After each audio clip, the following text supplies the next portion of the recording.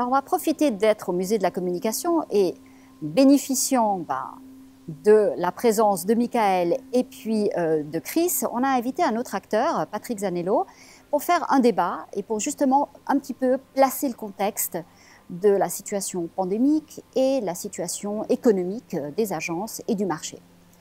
Alors, première question à vous tous. Alors, Michael, tu représenteras les agences, Chris, les agences médias et Patrick, les annonceurs. Alors, comment cette année et demie de Covid, qu'est-ce qui s'est passé pour les agences? On n'a pas vu trop de destruction de valeur, je dirais, il n'y a pas trop d'agences qui ont mis la clé sous la porte. Est-ce qu'on peut dire que finalement, même en Suisse romande, où on est dans un marché très petit, qui est très concurrentiel, finalement, les agences étaient robustes, plus peut-être qu'on ne l'imaginait? En tant que représentant de Leading Swiss Agencies, effectivement, en tout cas, ses membres n'ont pas souffert de manière très grave de cette situation parce qu'il y a quand même une structure solide. Ce sont des agences d'une certaine taille avec je dirais un business plan qui est quand même solide depuis le temps. Il y a un label de qualité qui garantit aussi qu'on ait, je dirais, un portefeuille de clients équilibré. Donc elles ont tenu la route aussi par leur structure, on va dire, et certainement par la fidélité de leurs clients. Pour représenter l'ensemble de la branche, il y a beaucoup d'acteurs plus petits, des indépendants. Et là, évidemment, il y a eu de la casse, franchement, puisque ce sont des gens qu'on retrouve aujourd'hui sur le marché du travail. Comme on dit, ils n'ont pas tous réussi à poursuivre leur activité de manière profitable. Et surtout, ils n'ont pas touché les mêmes aides. Il ne faut pas oublier ça. Clairement pas. Donc il y a quand même, deux situations. Deux situations, on va dire, distinctes. Et puis, je dirais que dans les agences, selon le portefeuille, c'est une branche qui a pu être très touchée. Comme par exemple, je ne sais pas, l'automobile, tout a été fermé, le salon de l'auto a été arrêté du jour au lendemain, ou d'autres branches plus digitales. Si vous avez comme client les grands shops en ligne, vous avez bien performé pendant ce temps-là. Donc c'est très varié selon également le portefeuille client. Une branche qui n'est pas représentée aujourd'hui, c'est la branche de l'événementiel, qui elle a vraiment été touchés de plein front. Ils ont été aidés, mais malgré tout, pas oublier qu'il y a ce grand stock, ils ont des investissements énormes, des locaux, pendant ce temps-là les loyers ils tombent, et pour eux c'était extrêmement difficile. Donc on a fait ce qu'on a pu pour être solidaire avec eux, mais certains de ceux-là, et les grands, aussi les organisations d'événements et les organisations de séminaires, etc., ils ont été touchés de plein front. Donc là on sait que certains de ces acteurs-là ont beaucoup de difficultés. Ouais. Alors Chris, on a parlé justement d'investissement média. Alors on a vu qu'il y a des médias qui se sont arrêtés complètement, l'affichage, on n'avait jamais vu ça. Tout d'un coup, un média ne peut plus fonctionner, les cinémas non plus. Qu'est-ce que tu peux nous dire un petit peu? Est-ce que ça reprend? Oui, alors d'abord, effectivement, des médias bien plus impactés que d'autres. Le cinéma, notamment, encore plus que l'affichage, puisque là, toutes les salles étaient fermées, donc c'est zéro publicité.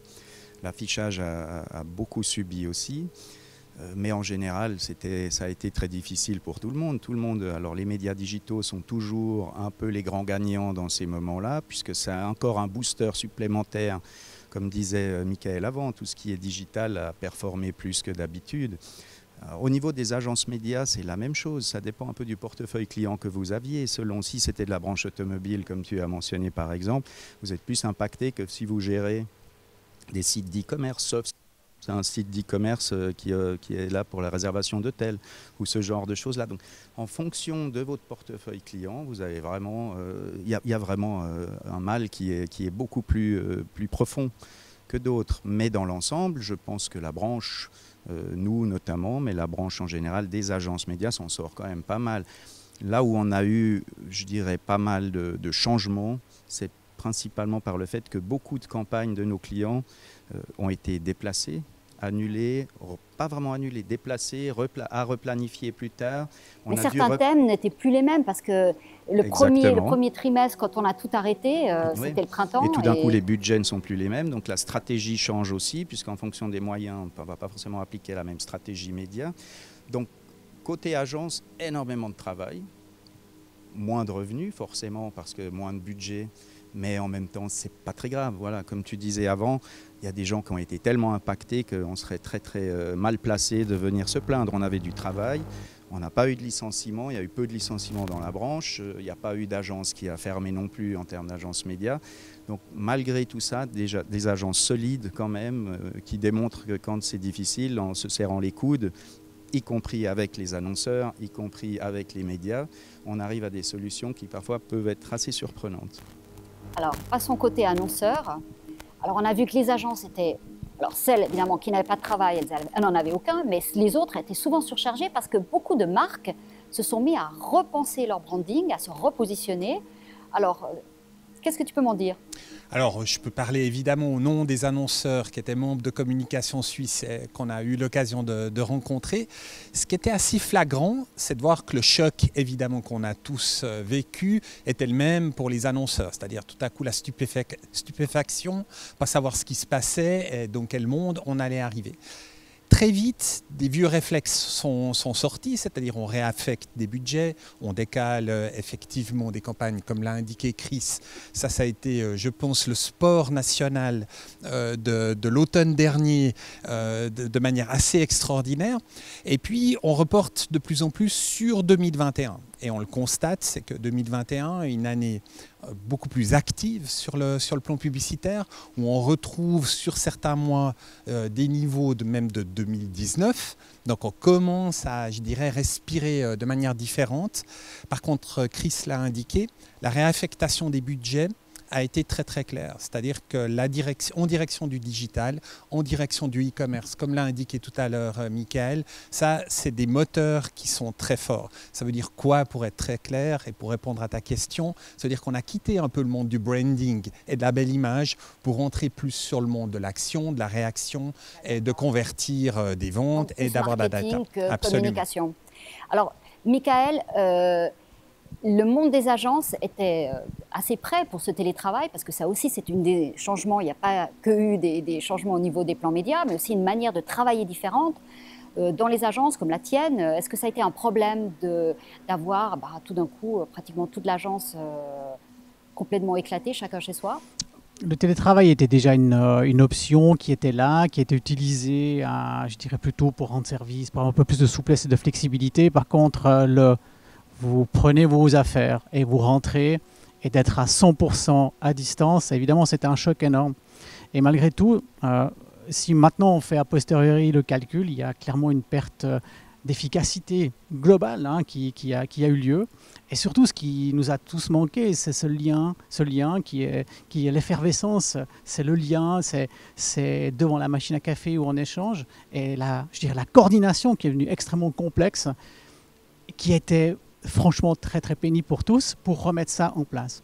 Et aujourd'hui, où on est revenu à des modèles hybrides quasiment tous, c'est franchement, je trouve qu'on y trouve un énorme plaisir entre la rencontre, les échanges, le créer ensemble, le planifier ensemble, et les moments où on est chez soi en télétravail, où on peut se concentrer sur des tâches un peu différentes. Donc je dirais qu'un énorme choc, une mise en place quand même assez complexe, et les liens avec les clients très complexes, parce que vous savez, effectivement, la confiance qui se crée, qu'on a autour d'une table, et qui permet des fois d'avancer très vite, d'obtenir un OK on y va pour cette campagne. Ça a été remplacé par 5 vidéoconférences, des mails qui tournent, et je dirais une difficulté à prendre des choix, à faire des choix, à faire avancer les projets. Donc je dirais que c'est ça qui était complètement difficile. Aujourd'hui, le monde hybride dans lequel on est, je crois qu'on vient absolument à tout le monde. Alors Chris, au niveau des agences médias, comment est-ce que vous avez pu travailler à distance? Comment ça s'est fait? Vous avez accès tous à vos plateformes? C'est assez pareil que ce qui s'est passé, ce que tu décris, avec quand même quelques petites différences. À savoir que la même chose, il y avait déjà un peu un petit système hybride de gens qui travaillent depuis la maison partiellement, pas tous forcément non plus. Puis là, on est tout d'un coup dans une situation où quasiment tout le monde, sauf 1 ou 2 départements, pour des raisons spécifiques, ne travaillait plus du tout au bureau.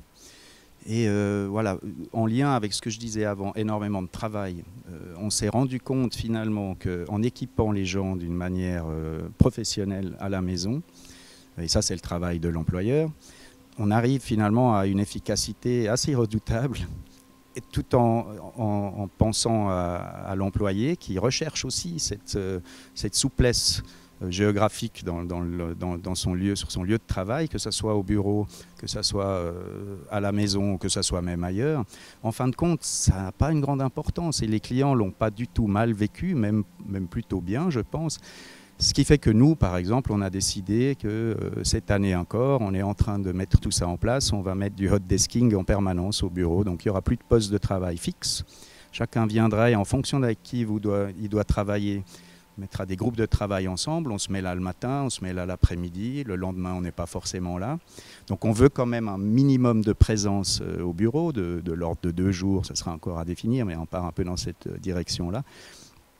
Parce que aussi, il ne faut pas négliger effectivement l'aspect humain, et là je te rejoins aussi complètement, qui est, voilà, on ne peut pas prôner toute l'année que c'est du people business et puis après on n'aura rien à faire.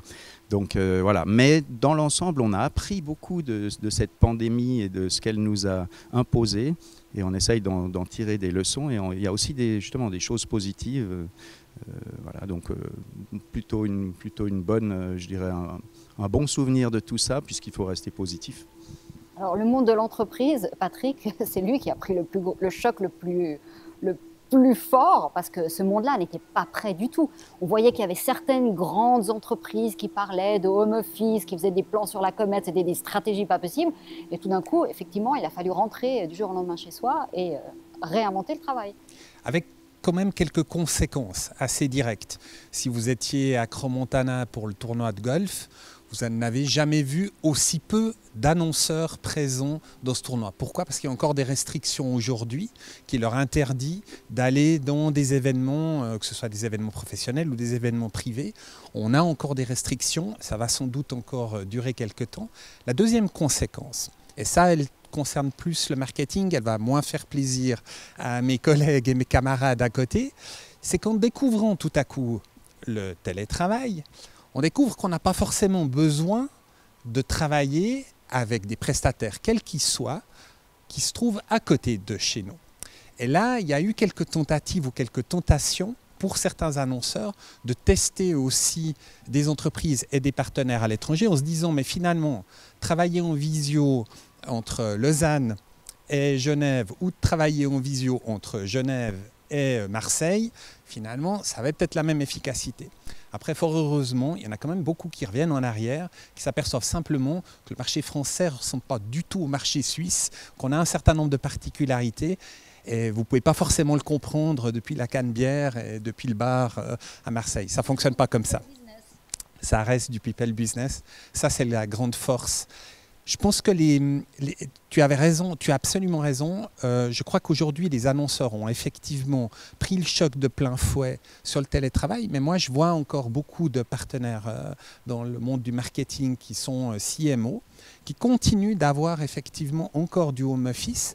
Et ils sont un peu comme le personnel à crise, c'est-à-dire que finalement, ils apprécient assez bien ce mode de travail-là qui vous permet d'apporter les enfants à la crèche, de vous mettre derrière l'écran, peut-être de travailler entre midi et 2 heures et de ne pas avoir de lunch pour aller faire peut-être 1 heure de course à pied après, et peut-être de passer du temps jusqu'à 20 heures derrière leur écran. Ça leur convient aussi et ça fonctionne plutôt pas mal. Donc c'est aussi un mode de travail intéressant. Alors, Michael, est-ce que cette nouvelle façon de travailler et surtout cette nouvelle façon d'aller complètement de plus en plus sur du digital va avoir aussi un impact sur les coûts? Parce qu'on peut se dire maintenant, il suffit de... Il y a plein de choses qu'on peut faire soi-même. Déjà, on voit plein d'entreprises qui créent des départements communication à l'interne, qui essaient de faire de plus en plus par eux-mêmes. Est-ce que tu penses que ça, entre le fait qu'on veut essayer par soi-même et puis qu'on a des outils, est-ce que finalement les prestations des agences vont être peut-être à terme remises en question en disant finalement il y a des choses qu'on peut faire et peut-être c'est moins cher? Bien entendu qu'il y a une évolution en termes de prestations, des attentes des clients sur les prestations que les agences mettent à leur disposition. Maintenant, une agence qui fête ses 90 ans aujourd'hui, on a un peu de recul et on voit que le balancier entre internaliser et externaliser est une éternelle révolution. Et c'est vrai que ça revient toujours parce il y a toujours cette impression de pouvoir faire des économies ou d'avoir peut-être une mainmise meilleure, etc. Franchement, impossible de dire où on va être dans 5 ans. Impossible, je crois. Personne ici peut dire où on en est.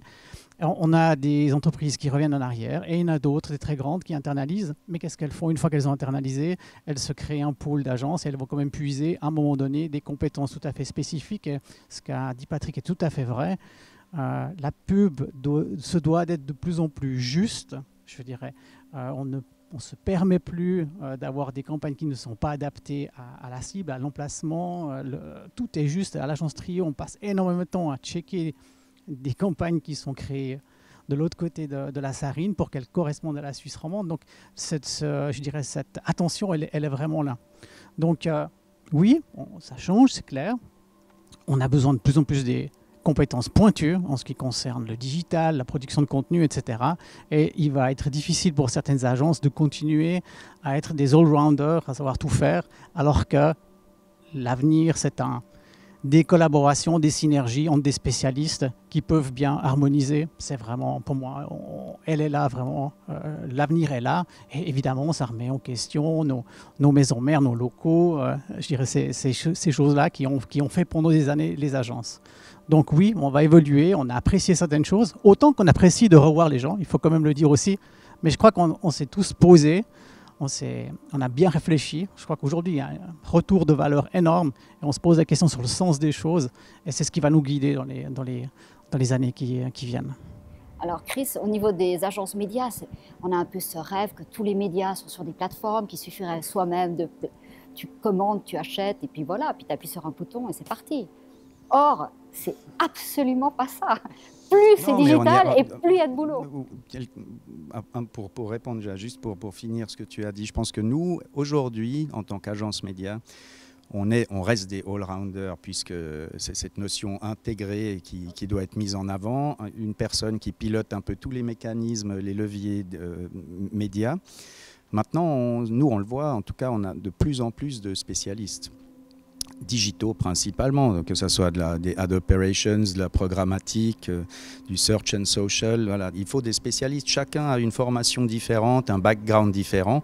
C'est assez complexe. Donc, on est de plus en plus, on n'est pas de moins en moins. Hein. Donc, pour répondre à l'autre question, on a besoin de bureaux quand même, parce qu'on est de plus en plus, on a besoin d'un QG où on se retrouve, où on parle, on n'a pas forcément besoin de se retrouver tous les jours, mais on va continuer à payer notre loyer, on a quand même besoin, je ne crois pas une seconde que de travailler que depuis la maison, ça soit une solution qui puisse perdurer un temps soit peu, absolument pas. Maintenant, effectivement, on est dans ce milieu-là de spécialistes et on va continuer à faire notre travail. Appuyer sur un bouton, tout le monde peut le faire.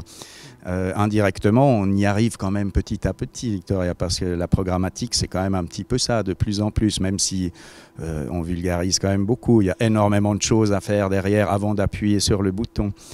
Et puis pour rejoindre ce que tu dis aussi, Michael, je pense que les agences médias n'ont pas trop de soucis à se faire à ce niveau-là. Il ne va pas y avoir des intégrations de départements médias au sein des clients. Peut-être chez certains très très gros clients, il n'y en a pas beaucoup en Suisse qui peuvent se le permettre.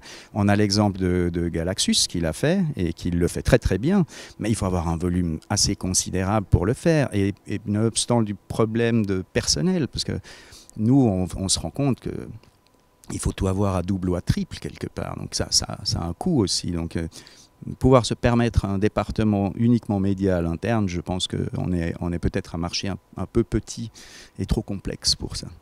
Alors cette digitalisation, elle est aussi un défi pour les départements marketing, parce que comme tu dis, c'est de l'hyper-spécialisation, c'est même plus de la spécialisation. Il faut engager énormément de monde, donc finalement... Comment est-ce qu'on peut s'en sortir? Alors on a déjà une chance en Suisse romande, c'est d'avoir en fait une élévation quand même du niveau de compétences. Parce qu'aujourd'hui, on forme plus sur le monde digital qu'on ne le faisait il y a 5 ans ou 10 ans. Et ça, je pense que c'est un atout majeur pour notre région. Alors, quand on écoute certains CMO, c'est jamais assez parce qu'ils sont pas forcément à ce qu'on trouve à Moscou, Londres, etc., etc. Mais je pense qu'on est quand même dans un développement assez intéressant de ce point de vue-là. Le niveau de compétence s'est élevé. Et de ce point de vue-là, le rôle des agences, que ce soit agences médias, agences créatives, agences digitales, va se renforcer. Parce que les connaissances, elles vont être de plus en plus pointues. Et pas seulement pour atteindre une masse de clients, pour atteindre des clients justes, de la bonne manière, avec le bon langage. La notion du meilleur coût, elle va rester. Cette pression-là, elle va rester, c'est indéniable. Alors là, il y a l'élément aussi des coûts médias qui entrent en ligne de compte.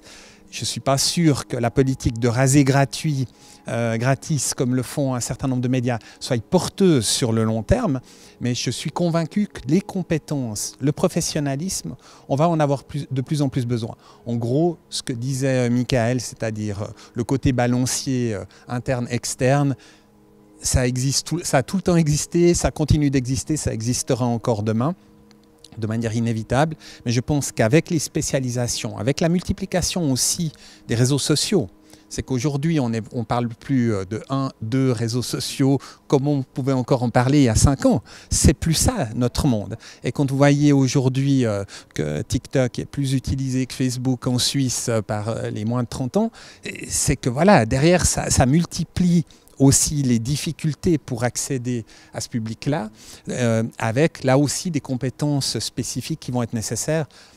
Honnêtement, si vous êtes client, si vous êtes annonceur, même si c'est votre job, vous n'allez pas forcément avoir 35 spécialistes pour pouvoir gérer les médias, la création, etc. etc. C'est de moins en moins le cas. Ça permet aussi de challenger ce qui se fait à l'interne. Une des questions qu'on avait pendant très longtemps, c'était le niveau de la Suisse romande par rapport à la Suisse alémanique. Toi, tu connais bien ces deux côtés. Tu as parlé d'élévation de niveau de compétences. Est-ce qu'on peut dire qu'aujourd'hui, il n'y a plus ce gap qu'il y a eu peut-être il y a peut-être 25 ans encore? Alors, je pense qu'il y a encore beaucoup d'acteurs sur le marché publicitaire en Suisse romande qui n'ont pas tous élevé leur niveau. Mais je pense qu'aujourd'hui, de l'autre côté, il y a eu la création de nouvelles agences, il y a eu des agences plus anciennes qui ont fait leur révolution en intégrant, en développant des nouvelles compétences, ce qui fait que c'est très différencié. Pour te répondre, il n'y a pas une photo qu'on peut donner pour dire est-ce qu'on est au même niveau. Je crois que la question, elle ne se pose même pas là-dessus. La vraie bonne question, c'est est-ce qu'aujourd'hui, on a les agences qui correspondent aux besoins des clients et des annonceurs. Et de ce point de vue-là, si je peux me permettre une petite question ou une petite interrogation.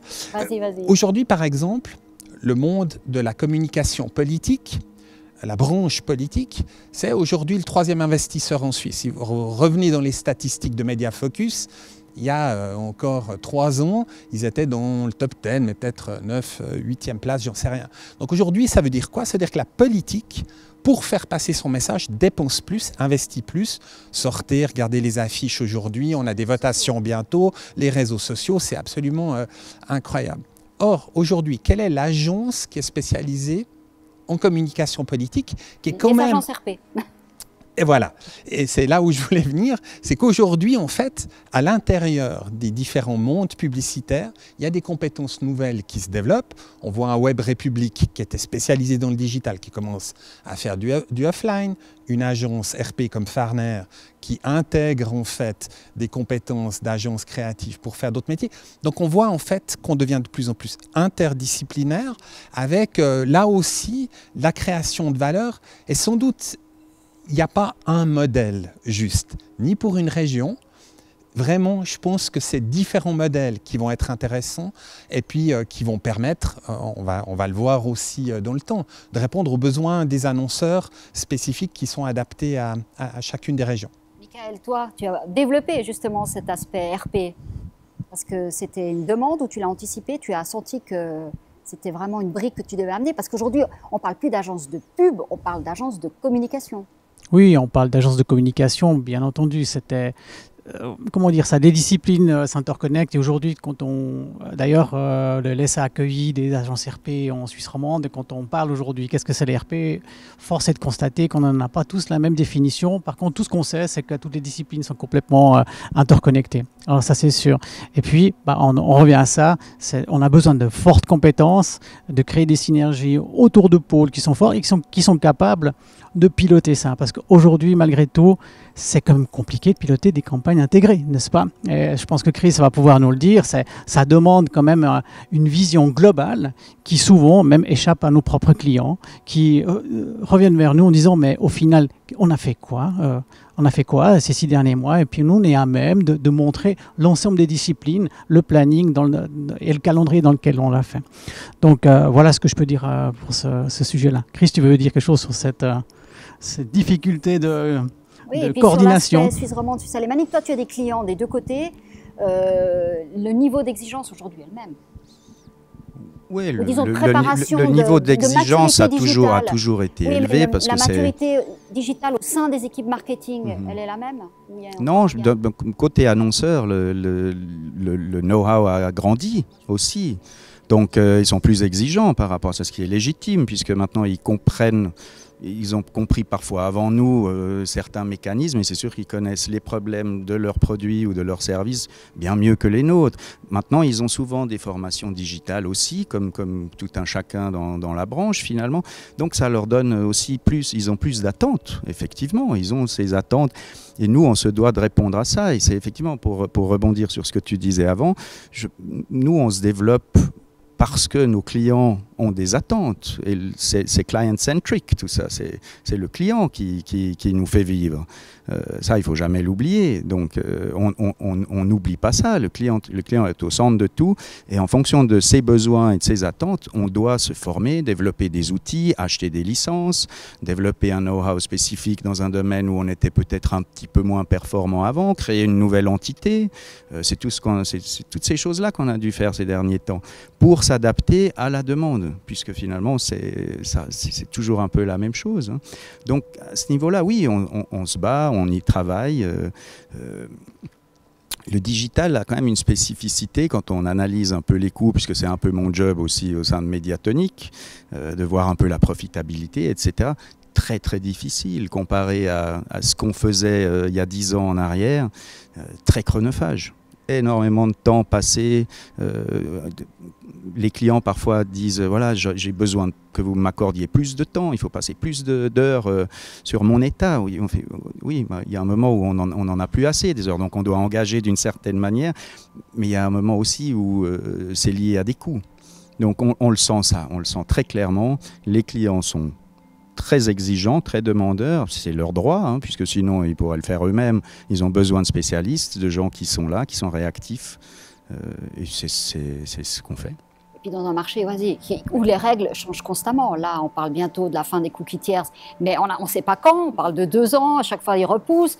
Donc toutes les plateformes sociales, elles n'arrêtent pas de changer les règles du jeu, donc c'est compliqué.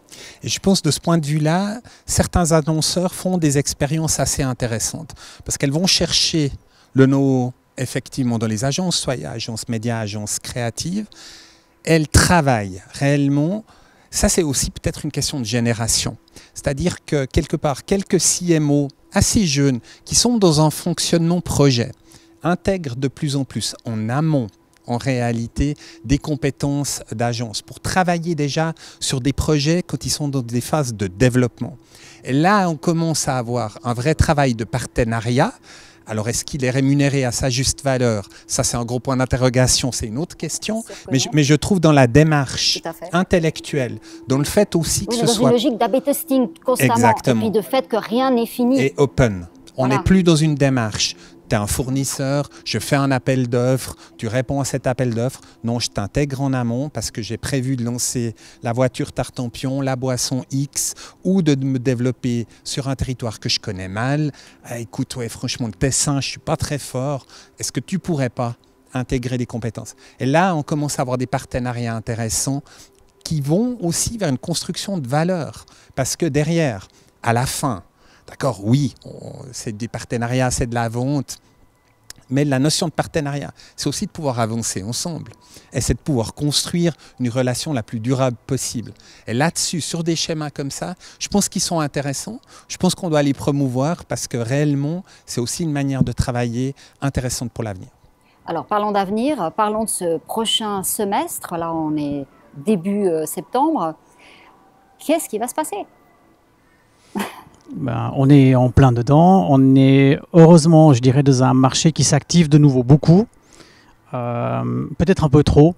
C'est-à-dire que je trouve qu'il est en pleine effervescence en n'ayant peut-être pas encore des objectifs et des visions très claires. Donc je dirais pour faire de l'acquisition, ce qui est certainement la thématique pour beaucoup d'agences. Également, hein, d'un côté, on continue à servir convenablement nos clients existants, ça c'est sûr. On doit tous faire un peu d'acquisition. Il y a une espèce d'effervescence. Je ne suis pas très fan de ce qui est en train de se passer parce que je trouve qu'on n'est pas forcément très bien briefé. On a des pitchs qui n'ont pas forcément des contextes qui sont très justes. Tu sais, Victoria, qu'on se bat pour ça depuis longtemps. Et j'en profite pour faire appel aussi à tout le monde, franchement, de mettre en place des appels d'offres et des sélections d'agences qui sont faits pour tous et qui nous coûtent pas trop cher à tous parce qu'on doit investir notre argent intelligemment. Et voilà, quand même, c'est un petit peu cette incertitude qui est toujours là, qui pour certains empêche simplement de prendre des décisions très vite. Et franchement, de temps en temps, les rounds de décision se prolongent. Ça nous coûte cher, ça coûte beaucoup d'énergie pour se retrouver 6 mois plus tard à faire qu'on a dû retravailler un petit peu ce qu'on a proposé il y a 6 mois, mais quand même quelque chose d'assez semblable. Donc je dirais que voilà ce que je ressens actuellement. Une espèce d'effervescence positive, très bien, le marché bouge, parce que je vous rappelle, il n'y a eu pas d'appel d'offres pendant 6 mois, rien, je veux dire. Voilà. Donc il y a une espèce de rattrapage, d'un coup on réactive les projets, pas forcément toujours à bon escient et pas forcément toujours dans une vision de collaboration long terme, et je reprends ce terme qui est très important. Il ne faut pas que nous, on oublie qu'on a réussi à suivre parce qu'on avait des clients fidèles, une collaboration dans le long terme. Donc, tentons aussi actuellement de mettre en place ça. Et je fais un appel à tous les annonceurs de réfléchir dans ce sens-là et ce n'est pas considérer l'agence comme être là, sur appel, sur mandat. Non, ça prend du temps d'apprendre à connaître quelqu'un. Ça a une valeur très forte de connaître un client, de pouvoir être réactif et de travailler rapidement avec lui. Donc, pensez collaboration à long terme avec vos interlocuteurs. C'est un peu mon appel à la branche au vu de ce qui se passe actuellement. Chris, tu constates aussi une surchauffe? Alors nous, la problématique des pitchs ou des appels d'offres, on l'a subi de plein fouet. On en a eu passablement cette année, effectivement, aussi des retention pitch, donc des budgets à défendre. Voilà, c'est légitime, hein, chacun a le droit de faire ce qu'il veut. Parfois, je pense que c'est même très bien, puis parfois peut-être un peu moins, ça dépend. Mais là, c'est pas tellement à moi de juger. Nous, en tout cas, on le vit assez fortement. C'est encore une fois quelque chose qui prend énormément d'énergie, de temps, qui coûte des sous, bien entendu. Mais en même temps, on sent vraiment que au niveau des investissements médias et des attentes de nos clients et des moyens qu'ils mettent à disposition pour atteindre leurs objectifs, on est de nouveau à fond. Donc c'est reparti de plus belle. On continue à faire des campagnes qui sont un mélange de branding et de performance, puisque les deux sont quand même très essentiels et indissociables en fin de compte. Donc on est actif sur tous les médias. De nouveau... Expliquer que le média affichage n'a pas vraiment redécollé. Si on regarde les chiffres du Media Focus, il est resté autour de 18%. Il n'y a pas eu ce boom de rattrapage qu'il y a eu avec les autres. Moi, alors Media Focus, c'est une chose, c'est une manière d'analyser qui en est une. Voilà. Moi, je pense que la branche affichage a pas mal repris. Ouais, il y a pas mal de choses. L'analogique, peut-être un peu moins que le digital, mais voilà, c'est pas non plus la période, l'été n'était pas la période non plus la plus propice. Quand on fait des demandes aujourd'hui, il y a déjà pas mal de choses qui sont prises. Et le média affichage en lui-même, avec notamment le développement de Neo Advertising, TX Group, qui a obtenu pas mal de nouvelles choses ces derniers temps et qui passe devant Clear Channel, c'est un marché qui est assez agressif actuellement. Donc il y a des choses qui se passent et moi j'ai pas l'impression que c'est un média qui va moins bien. Donc le cinéma, celui qui doit maintenant un peu... Le cinéma aussi, attendu de lancer les grandes sorties, les James Bond, etc.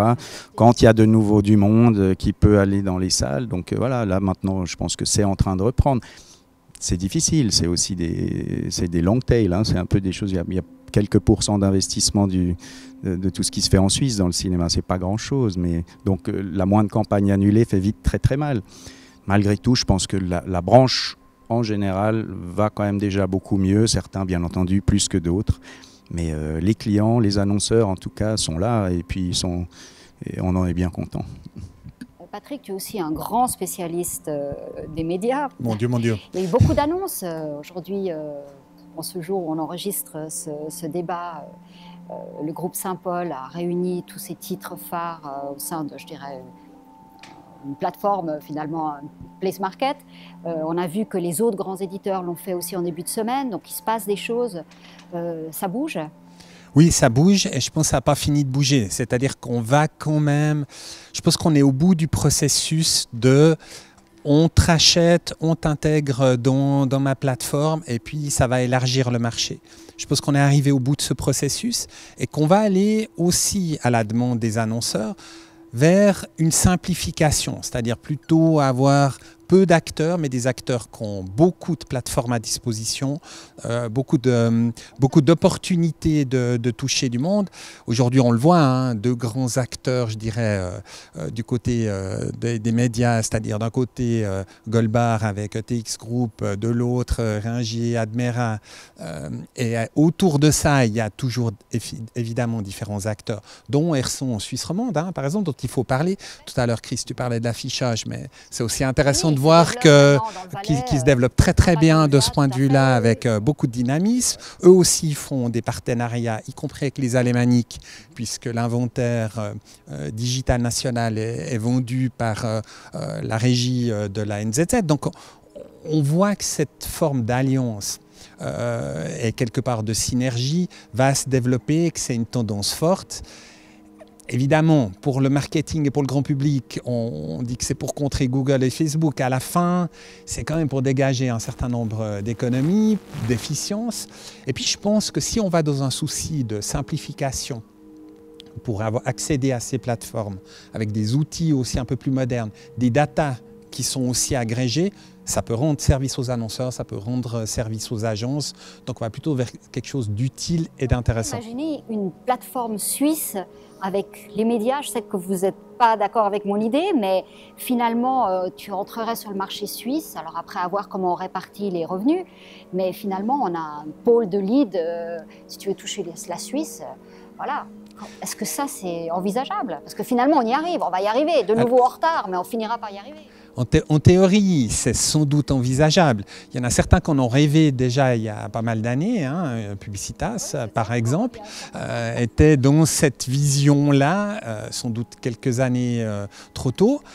Ensuite, Marc Valder avec Ringier, Admera, SSR, Swisscom autour de la table. Là aussi, il y avait quand même des velléités assez grandes. Ce qui n'était pas l'objectif de TX Group avec Goldbar. Ils avaient des visions quand même très différentes par rapport à ça, fort de l'expérience finalement des autres collègues précédentes. Est-ce qu'on y arrivera? Peut-être. Personnellement, je suis un peu comme Michael, j'ai du mal à me projeter. Michael, c'est sur le marché. Parce que les éditeurs, entre eux, ne se sont jamais entendus et ne s'entendront jamais. Parce que techniquement, on pourrait le faire. Donc, quel est le frein? Aujourd'hui, c'est un frein d'ego. Il ne faut pas oublier qu'on a quand même des acteurs dominants sur le marché qui sont des familles. Donc, à partir de là, tout est excessivement compliqué. Peut-être qu'à partir du moment où ils seront tous à la bourse et que finalement, ce sera entre actionnaires qui discuteront, peut-être qu'on ira plus vite et que ce sera plus simple. Pour l'instant, ça fonctionne un petit peu de manière différente, à mon avis. Il y a quand même une histoire d'ego derrière ça. Michael, qu'est-ce que tu en penses? On a eu des nouveaux médias. En Suisse romande, c'était assez nouveau. Pendant très longtemps, il ne se passait plus rien. Blick, Watson, bon, ils sont venus sur une forme digitale. C'est un plus. Bon, voilà, ça fait plaisir de voir que le marché attire. Et puis que le marché, je crois que les Suisses allemands ont découvert le marché romand, ça fait plaisir. Tant mieux pour eux, mais ça va être un peu difficile de se partager ce gâteau à autant. On va voir comment on va avancer vers ce sens-là. Peut-être, pour revenir à la Suisse romande, quelque chose que j'aimerais dire, c'est que la Suisse romande, elle a bien progressé, hein, malgré tout, ces dernières années. Moi, je trouve que je suis extrêmement fier de la branche, de ce qu'elle a réussi à faire. Elle s'est formée, elle a avancé, franchement. Et aujourd'hui, moi, j'ai aucun problème par rapport au... On a toujours parlé de ce fossé, franchement, la Suisse allemande et la Suisse romande. Je crois que on est là, on crée beaucoup de partenariats. Franchement, aujourd'hui, je crois qu'on se doit de travailler avec tout le monde. Le marché romand les intéresse. Nous, on est des acteurs intéressants pour la Suisse allemande. Et on est des acteurs intéressants, franchement, aussi au niveau national. Je suis extrêmement fier d'avoir vu cette progression. Et c'est vrai que la nomination aujourd'hui du publicitaire de l'année, moi, je suis extrêmement satisfait qu'on ait un représentant vraiment d'une force nationale, qui est un acteur roman, qui a réussi à se faire sa place de manière évidente par la force de son travail et par la qualité de son service. Donc voilà un bon exemple. Et voilà pourquoi aujourd'hui il mérite sa place. C'est bien, je crois que je te lance là. Hein. Publicitaire de l'année, vas-y. Merci. Donne-nous ton avis. Oui, alors je reviens sur quelque chose que Patrick a dit avant. Donc les réseaux sociaux, par exemple, TikTok passe devant Facebook chez les jeunes. Il y a d'autres différences qu'il faut prendre en considération. Les réseaux sociaux sont consommés différemment en Suisse romande et en Suisse alémanique. Et on ne parle pas de 1 ou 2%, c'est des chiffres qui sont assez conséquents, il y a des vraies différences. Donc, qui consomme plus alors? Les romans consomment un peu plus, mais ça dépend. Ça dépend quel site en fait. C'est ça. Certains sites ou Teams ou des choses comme ça, c'est plus utilisé par les Suisses alémaniques. Donc ça dépend. Mais ce que je veux dire par là, c'est que on a besoin d'acteurs romans aussi parce qu'on a cette spécificité. On connaît ce marché-là. On ne peut pas uniquement connaître ce marché-là parce que c'est trop petit, même si le vivier est beau et qu'il y a il y a de plus en plus de gens capables et performants dans ce domaine-là. Malgré ça, on se doit d'aller chercher les big fish en Suisse alémanique, puisqu'il y en a quand même beaucoup plus par là-bas. Donc c'est ce qui donne finalement cette spécificité, ce USP à des agences romandes qui peuvent dire on est ici, on connaît le marché roman, mais on connaît aussi le marché alémanique. Ce que pas tout le monde peut proposer en Suisse alémanique. Et c'est ce qui fait que pas mal d'annonceurs aussi nous font confiance parce qu'on a cette pluridisciplinarité et ce know-how qui passe les frontières, tant au niveau de la consommation des médias que de tout le reste, finalement, de la culture et tout ce qui va avec. Donc on a un avantage, ouais. Et je pense que pour rejoindre aussi ce que tu disais, moi je suis très fier aussi. On a toujours eu notre siège social en Suisse romande. On l'aura toujours en Suisse romande parce que c'est comme ça qu'on se positionne. Mais on est une agence à vocation nationale, indépendante, oui, mais on travaille vraiment pour la région aussi. On a des clients aussi qui sont actifs ici ou qui sont basés ici. Et je pense qu'il y a de plus en plus de gens compétents dans les agences, côté annonceurs aussi, comme on le disait avant. Et voilà, c'est une bonne chose. Ça va dans le bon sens, tout ça. Je suis d'accord. Les Suisses romandes comprennent mieux la Suisse alémanique que l'inverse. Patrick, le mot de la fin. C'est peut-être pas le mot de la fin, mais c'est pour... De ce débat, oui, parce de ce débat, que, déjà abordé plein de choses. Sans doute. Moi, je suis aussi très fier d'avoir un marché romand aussi dynamique. Et je pense que c'est une chance pour nous. Tu parlais tout à l'heure de plateforme unique. Le Tessin, on n'est pas très loin de la plateforme unique. Mais aujourd'hui, c'est quand même un marché publicitaire qui est délaissé.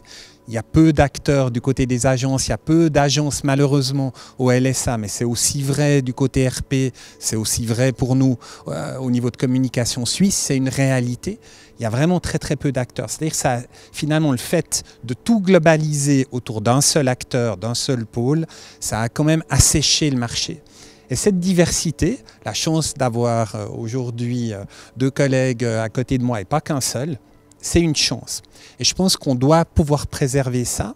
On doit aussi garder notre spécificité, notre mentalité. On doit continuer de progresser, d'évoluer. On doit sans doute aussi intégrer des nouveaux domaines qui sont peut-être moins techniques ou technologiques, mais qui sont aussi des faits de société majeurs. Je pense à la durabilité, je pense à des éléments comme ça, à la responsabilité aussi sociale de l'entreprise, qui vont être des moteurs publicitaires à moyen terme et qui vont être aussi intéressants pour les agences médias, pour les agences créatives, pour la partie RP. Donc je pense, devant nous, franchement, on a quand même plutôt une certaine dynamique, on a des investissements publicitaires qui repartent à la hausse, on a des annonceurs qui effectivement ont tellement décalé des lancements qu'ils doivent le faire, ils sont sous pression. Le chiffre d'affaires, il faut le faire demain. Hein. Je vous signale, à la fin de l'année, et Noël, c'est bientôt. Donc il faut se dépêcher. Et là, c'est une chance, c'est une vraie chance. Et je pense qu'il faut qu'on en profite. Et c'est le meilleur exemple, puisqu'on voit tous les moyens qui ont été déployés pour un vrai cinéma audiovisuel aujourd'hui. C'est impressionnant, on se croit à Hollywood. Donc c'est que les choses vont bien. Et félicitations à toi, Victoria, et à Thierry pour l'initiative et la démarche. Et beaucoup de succès au meilleur de la pub. Merci à vous trois. Franchement, c'était très sympa de vous être déplacés à Berne parce que c'était important. Et je voulais qu'on marque le fait que ce cube entre dans ce musée parce que c'est quand même un fait unique.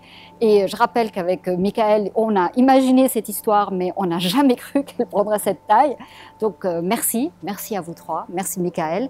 Et puis voilà, j'espère que vous avez apprécié ce débat. On va continuer avec CommunMag à faire des débats, peut-être plus courts, mais voilà. Et on va reprendre aussi les CommunMag Live où toutes ces personnes, tous les acteurs de la communication suisse romande auront leur place, pourront raconter leur actualité, leur futur, et puis rester en contact avec vous tous. Merci. Merci. Merci.